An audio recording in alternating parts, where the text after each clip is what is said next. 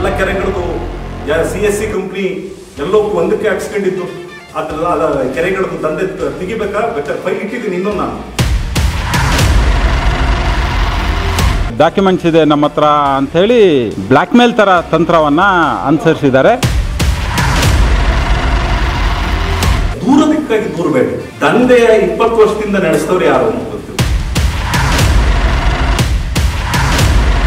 ದಯವಿಟ್ಟು ಸರ್ಕಾರದ ಅಧಿಕಾರಿಗಳು ಅದಕ್ಕೆ ಸಂಬಂಧಪಟ್ಟಂಥ ಇಲಾಖೆಗಳಿಗೆ ಡಾಕ್ಯುಮೆಂಟ್ಸನ್ನು ಕೊಟ್ಟು ತನಿಖೆಯನ್ನು ಮಾಡಿಸ್ಬೇಕು.